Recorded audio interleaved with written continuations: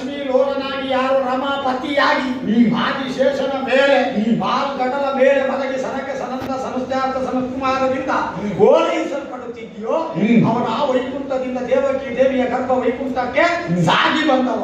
ನೀನು ಬರುವ ಮೊದಲೇ ನಾನು ಆ ವೈಕುಂಠ ವಾಸಿಯಾದವರನ್ನು ಓಂ ನಮೋ ಭಗವತೆ ವಾಸುದೇವಾಯ ದ್ವಾದಶಾಕ್ಷರಿ ಆಡಿದನಂತ ಸಣ್ಣ ಬಾಲನೊಬ್ಬ ಕಾಡಿಗೆ ಹೋಗಿ ಮುಗ್ಧತೆಯಿಂದ ನಾರದರು ಹೇಳಿಕೊಟ್ಟದನ್ನು ಉಚ್ಚರಿಸಿದನಂತೆ.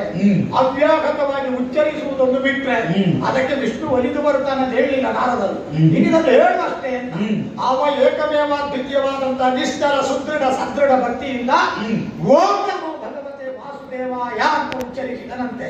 ಕಣ್ಣು ಮುಚ್ಚಿ ಮೂಗಿನ ಮೇಲೆ ದೃಷ್ಟಿಯನ್ನು ನೆಟ್ಟು, ಕಣ್ಣು ಮುಚ್ಚಿದ ಮೇಲೆ ದೃಷ್ಟಿ ನೆಡುವುದಂದ್ರೆ ಅಂತಃಚಕ್ಷುಗಳನ್ನು ನೆಟ್ಟಿದ್ದಾನೆ ಅಂತ ಅರ್ಥ. ಸರಿ. ಯಾರೋ ನಯವಾಗಿ ತನ್ನ ಕಪೋಲವನ್ನು ತನ್ನ ಈ ಭಾಗದ ಗದ್ದವನ್ನು ದೇವರಿಸಿದ ಹಾಗಾಯಿತಂತ ಕಂಡು ಬಿಟ್ಟನಂತೆ. ನೋಡುವಾಗ ಪ್ರಪಂಚದಲ್ಲಿ ನುಣುಪು ಎನ್ನುವುದಕ್ಕೆ ಸರಿ ಸಾಟಿ ಇಲ್ಲದ ಎಲ್ಲ ನುಣುಪುಗಳನ್ನು ಅರೆದು ತೆರೆದು ಆ ಮೂಲಕವಾಗಿ ಒಂದಕ್ಕೆ ಸವರಿದ್ರೆ ಎಷ್ಟು ನುಣುಪಾದೀತೋ ಅಂತರ ಶಂಖವೊಂದರ ಸವರಲ್ಪಡುವಿಕೆಗೆ ಕಪೋಲ ಕೊಟ್ಟ ಭಾಗ್ಯಶಾಲಿ ಆದನಂತೆ. ವರುಷ 5ರ ಬಾಲಕ ನಾರಾಯಣನ ಶಂಖದ ಸ್ಪರ್ಶ ಹೌದಲ್ಲ. ಇದನ್ನೇ ನಾನು ಹೃದಯದ ಮಂದಿರದಲ್ಲಿ ಇಟ್ಟು ನಿಮ್ಮನ್ನು ಆರಾಧನೆ ಮಾಡಿದ್ದು. ಭಕ್ತ ಧ್ರುವ, ನೀವು ಅಭಿನವ ಧ್ರುವ.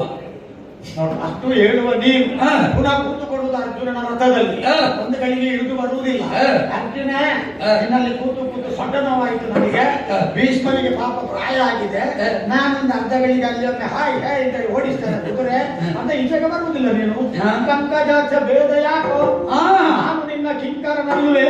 ಸಣ್ಣವನಾದ ಅರ್ಜುನ ನಿನಗೆ ಅಧಿಕನೇ ಉತ್ತರ ಕೊಡಬೇಕಾಗಿತ್ತು. ನೀನು ಈಗ ನನ್ನಲ್ಲಿ ನಿಮಗೆ ಭೇದ ಕಾಣ್ತದೆ, ನಿಮ್ಮಲ್ಲಿ ಇಲ್ವಾ? ರಾಮ